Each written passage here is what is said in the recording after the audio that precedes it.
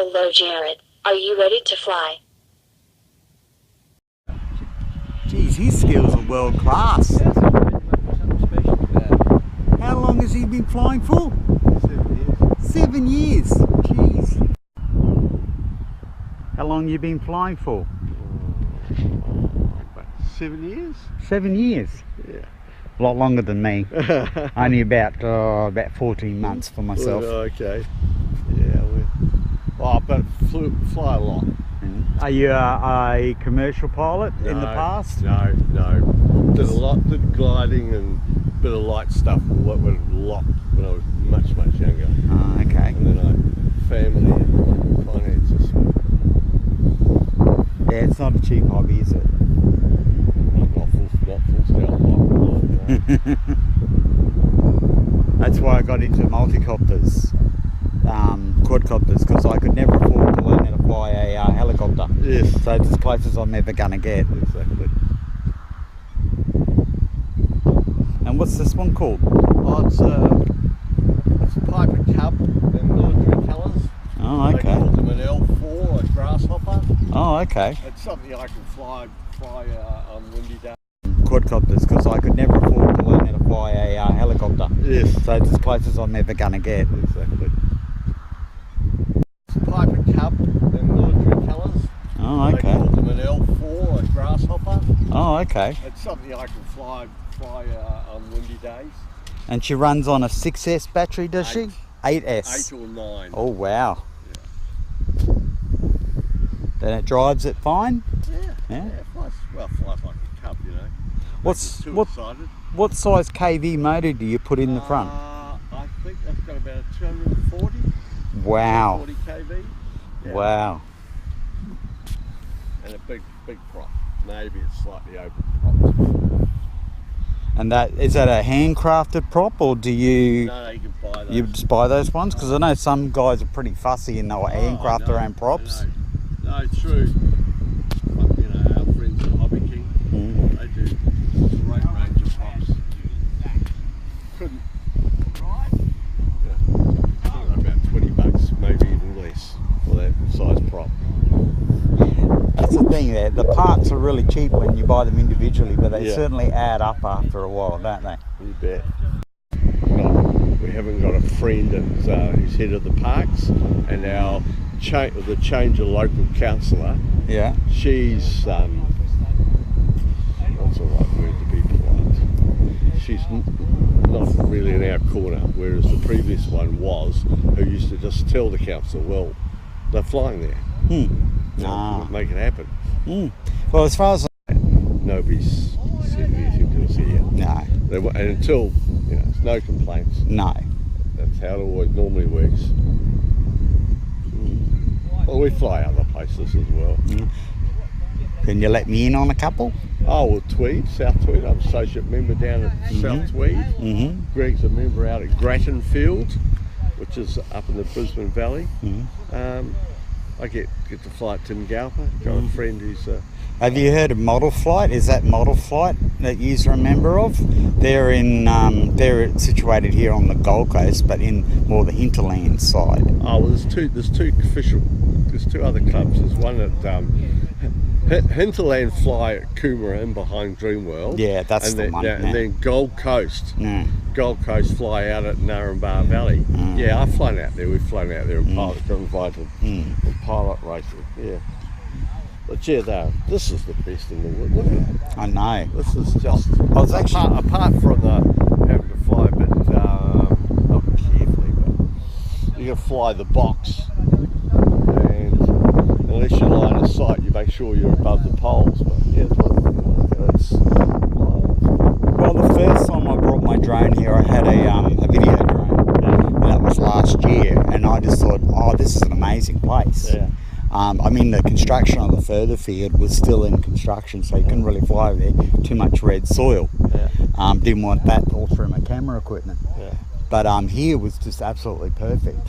Yeah. It was maintained. That's the trouble I'm having. The policemen run around trying to bloody pick up every little plane that Yeah. flies. And you could imagine, I mean, I look out there in those hills and up those valleys there, and just say there's 2,000 homes up there. Within that, I would reckon there'd be at least 5% of those homes that have a drone in it. Of course, of course. It's we're in the new age here. Yeah. Well, thanks a lot, Greg, for that.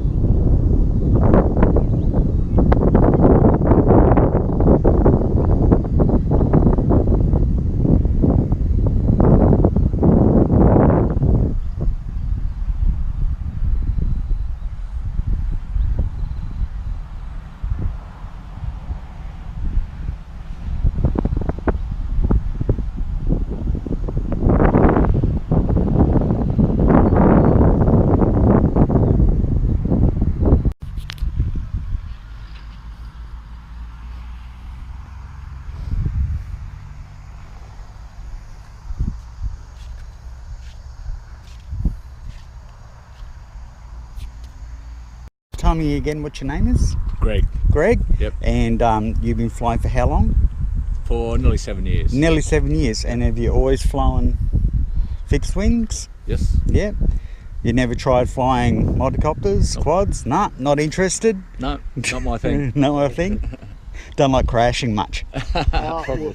Well, we all do that. It doesn't matter. Doesn't matter how experienced you think you are. You'll crash. Yeah. And have you tried FPV before? No. No? No, I've seen it all done. Had a look through the goggles and all that. Oh, No, okay. I haven't done it, no. Nah. Just you're into line of sight pilots. Yes. And are you from the Gold Coast? Yes. Yeah. Lived here all your life? Most of my life. Yeah. And which area are you from, the Gold Coast? I live in Currumbin.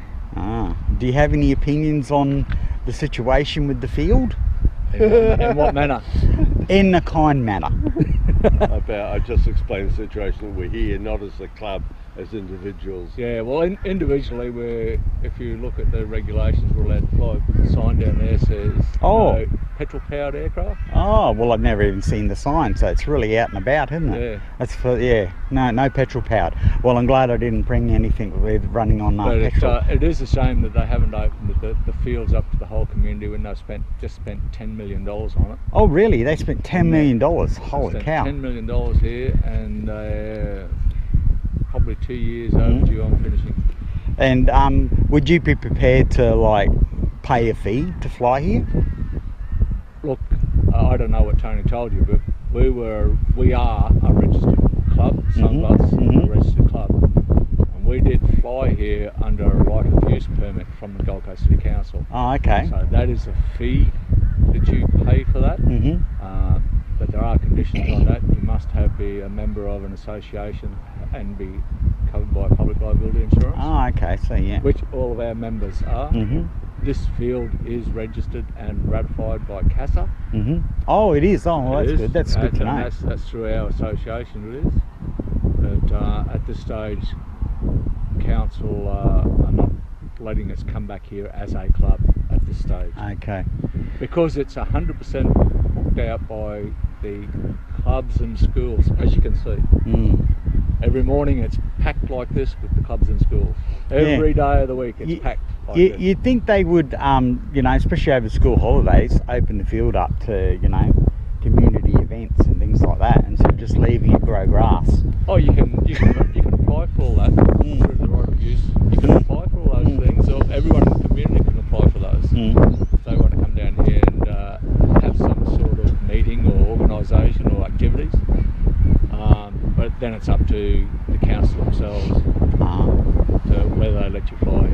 disappointing thing for us was we had a change of councillor, and she's not supporting us. No. Oh, that's a shame. Because it is a growing, as far as I can see, since I've been in the hobby, it is an expanding area. You only got to go to the supermarket to see drones. Well, I'm not sure whether I think it's a missed opportunity. I'm not sure whether you're aware or not, Jared, but in the last 12 months in Australia, there's been 100,000 rotocopters, or multi-copter. No, I wasn't drones actually aware of the sold. exact numbers. Yeah. And our organisation, our head organisation, which is the Model Aeronautical Association of Australia, has been approached by CASA to take the drones under our wings, and they're currently doing legislation that will go through the federal parliament to encompass the control of all the drones. And as you said then too, look, we're very aware you get the high end, your low end. You can virtually go into Woolies now and buy a packet of cornflakes and you get a free drone with it. Oh, exactly. They're so available out there. Every friggin' electrical shop you can go into has got them. Everywhere. So they're everywhere. And at this stage, I know people myself that go out and fly over houses, spy on their neighbours, do that sort of thing. It's ridiculous. I've got to say, it's ridiculous. What I see through my goggles are ants. Ants, literally ants. Because the aperture of the cameras is so wide that all I have to be is 20 feet away and they're an ant. And it's not exactly covert. If you've heard motocroppers start up, they're not covert machines. Even the little tiny whoops are very, very, very loud because they're brushing motors. It's my understanding that, especially with the high-end ones where you can put all the GPS data and fly them around, that most of those companies build those when you download the maps, the metadata from your craft goes back and gets logged. Exactly. It's tracked. Yeah.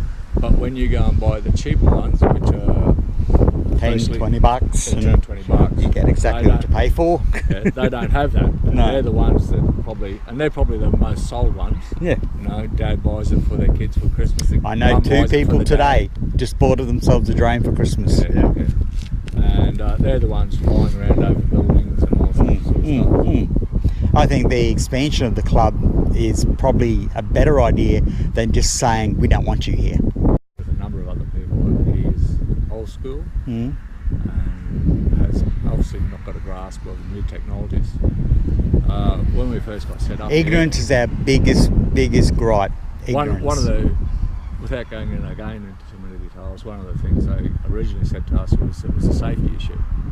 So I preempted that was coming, so I went and got all the statistics from all around the world on the safety with planes as versus etc, etc.